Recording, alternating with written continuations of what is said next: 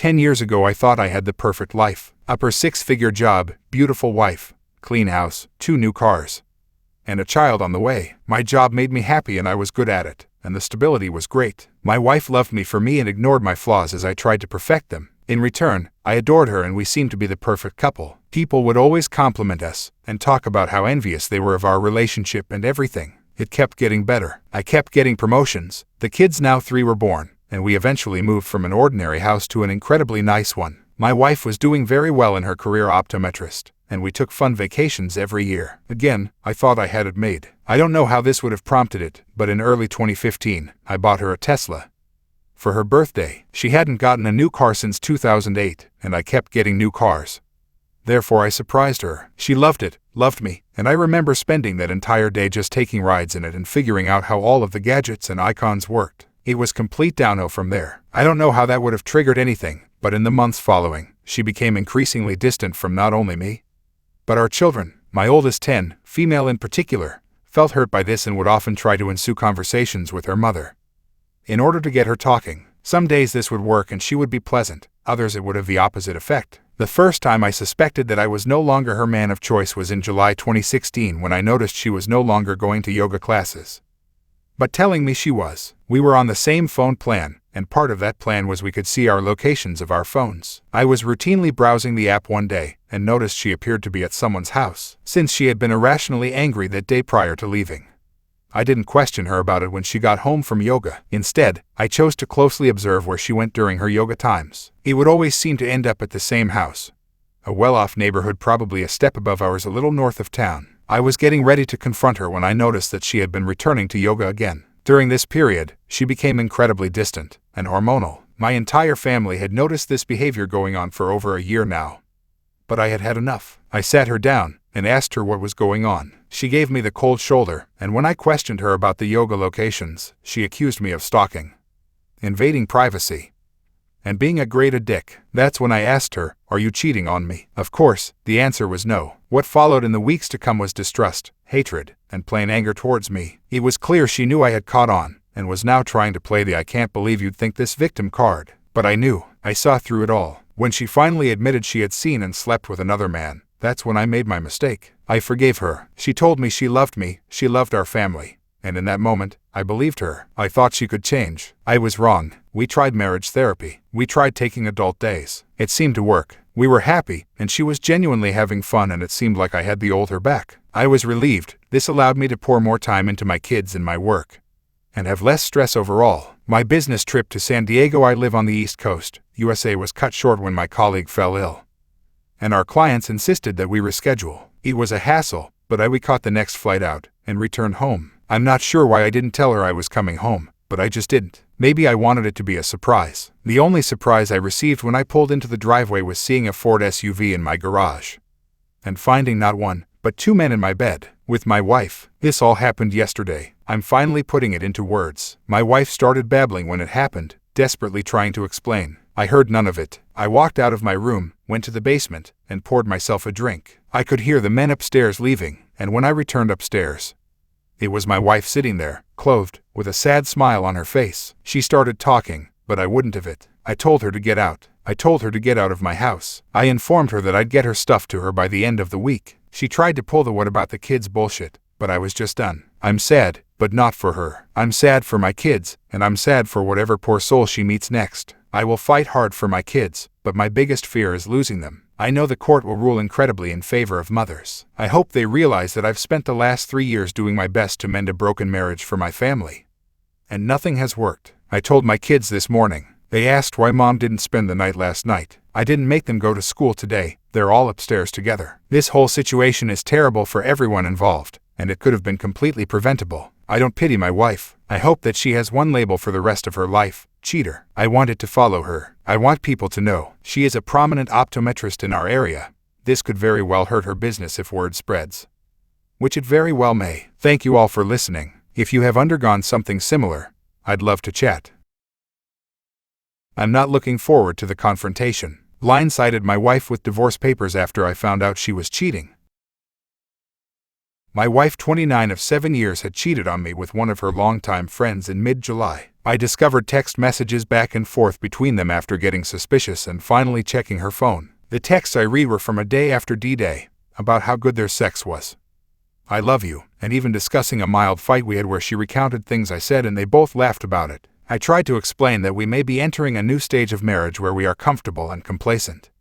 It might feel a little boring, but maybe that's just how things get once you're married for more than a few years. But she is convinced that is wrong and we've drifted apart, despite spending our days together full of good conversation, good sex, etc. She doesn't know that I know. I've talked to a lawyer and have divorce papers in the works. Note this is the second time she did this. The first time she cheated when we were dating. We had a 6-month split, worked things out, got back together and later married. On the rare occasions we talk about her past infidelity, I've told her if she ever does it again, we're done. We've been fine for 6 years with no problems. About a year ago she began getting a little colder and wouldn't accept my affection. Things like she didn't hug me back at all. I guess this distance culminated in her affair. Fast forward to today, I've known for 3 weeks and have been waiting for paperwork before confronting her. At first she was clearly not interested in me, but this week she seems to be feeling more guilty about her actions and a little more interested in me. She has been trying to do what she can to make up for her actions in her own way, all without us never talking about it. Like washing dishes, cleaning, cooking, all while refusing any help.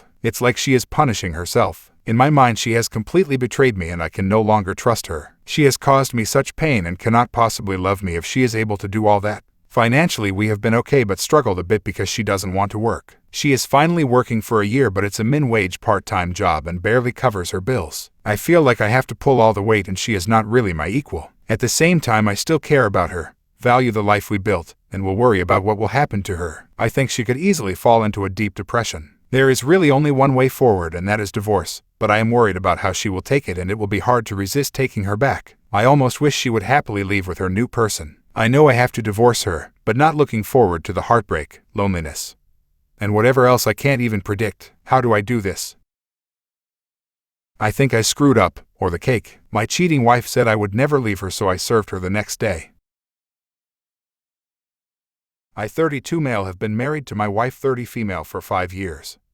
And it feels like in the last year she's become a complete stranger. We were both established when we met, and at first it felt like we shared the same values. I went to a trade school and learned a very technical job. I worked shit entry-level jobs before I proved myself and built a reputation in coding, to the point where my references trumped my education. My wife has a graduate degree and works in a management position. This created a bit of what I thought was friendly tension at the time. Early on, I bitched about middle management. I saw them as roadblocks between me and finishing tasks. My wife saw middle management as necessary for directing personnel and resources. Personally, I was stuck with a bad string of middle managers that thought code developers were modular and replaceable. They set unreasonable deadlines, promised features to clients, and created scope creep. Every time I told her about the next boneheaded thing my manager instituted, she always took his side. Note, she never met him. He sees things you don't, she says. After about a year of dating, I learned to stop telling her about my day at work if it doesn't involve days off or raises. I always felt like she resented the fact I didn't go back to school for a 4-year of graduate degree. She pushed about it early on before marriage, but when I broke down the loans and debt,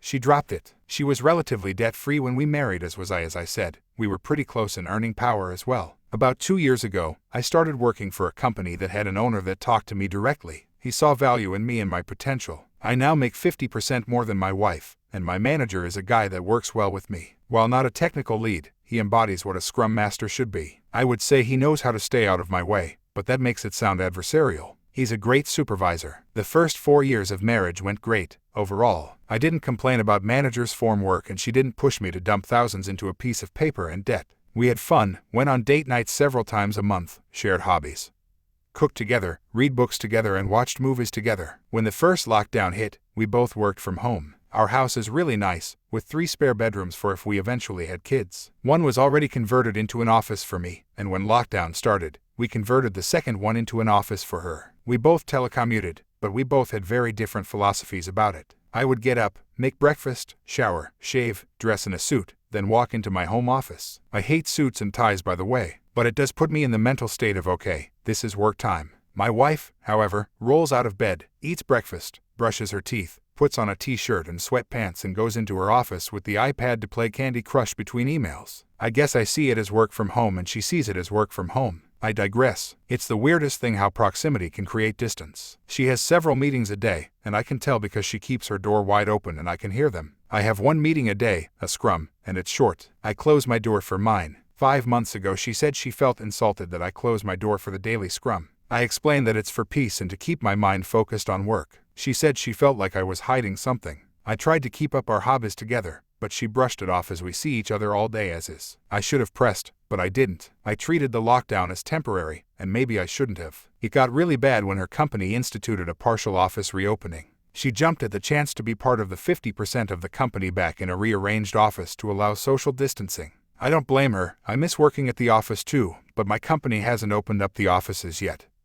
And as long as I have access to my dev environment, it really isn't needed. I think several of her other co-workers got into her head. She would stay after work to hang out with them, have drinks at a co-worker's place. I pressed and wanted to know more, but she was secretive and guarded. She became colder and colder too. It felt like I had a roommate and not a wife at that point. Last month, on a weekend, she put her old iPad on the desk and said, "Can you wipe this? I want to gift this to my niece." I shrugged. I often do that sort of thing for the family and didn't think much about it. Off she went to another company gathering and I switched on the iPad. Maybe my wife was becoming so brazen. Maybe she thought I wouldn't check it and just do a factory reset. Point is, I checked it and saw her messaging app. Pics, videos, IMs with her boss. They've been having an affair for 2 months. I can't describe the feeling in my veins. It was like my blood turned to ice. It reminded me of the scene in Equilibrium where the polygraph flatlined. I copied everything, packaged it into cloud storage I use for dev projects separate from work, and started looking for a lawyer. I didn't confront at first because I wasn't sure what I would do. The new sensation in my body felt like I was both numb and walking through water. She didn't notice or didn't care. By that point we were already dead bedroom.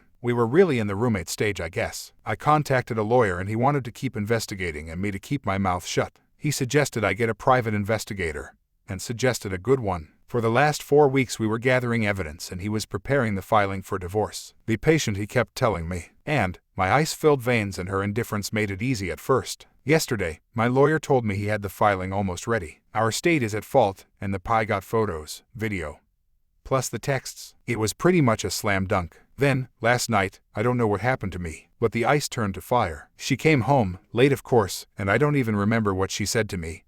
But I went off. I said I hoped it was worth fucking her boss. She turned mean, nasty, vindictive. She said I wasn't there for her emotionally. I was just lounging all day at home, even if I was earning the lion's share at home. I wasn't intellectually stimulating. I told her I had a lawyer and she laughed.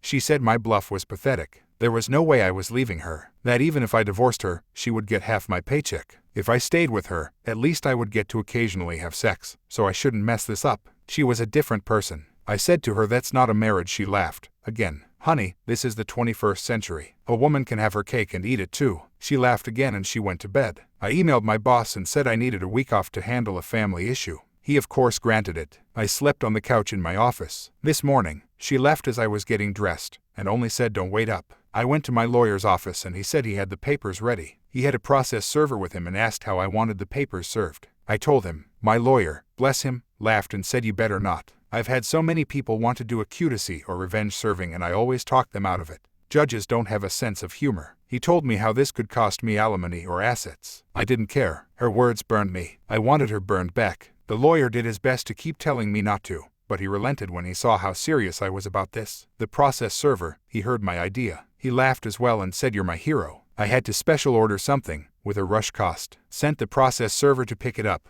and deliver that, with the papers, to my wife's work. Process server told me what happened when he was done. He said he had to. He said he showed up at her office with the large box and papers. He found my wife talking and laughing with a group of co-workers and friends and asked her name. She confirmed and asked what it was about. He put the box on a nearby desk and opened it. It was a cake, one that you could get a custom image printed on and frosting. I didn't even know that was a thing until this morning. The image was an image of my wife and her boss in an embrace, clothed, but obvious what they were doing, with the words "Here's your cake, eat it," typed and icing above the image. Process server put the papers next to the cake box on the table. You've been served. He said what happened next was a loud screech from her. At least 8 people in the office saw the cake. My wife freaked and swatted the large cake box off the table, where it fell on the carpet, but with the image still visible. Several of her co-workers started berating her, and she started crying and screaming. The process server took a hasty retreat. My phone blew up and I just kept sending her to voicemail. I don't bother reading her texts. She hasn't come home, but her mother texted me saying she is going to stay over there for now. The euphoric rush of the cake felt great, but as the hours pass, I am considering my lawyer's words now. Did I fuck this up?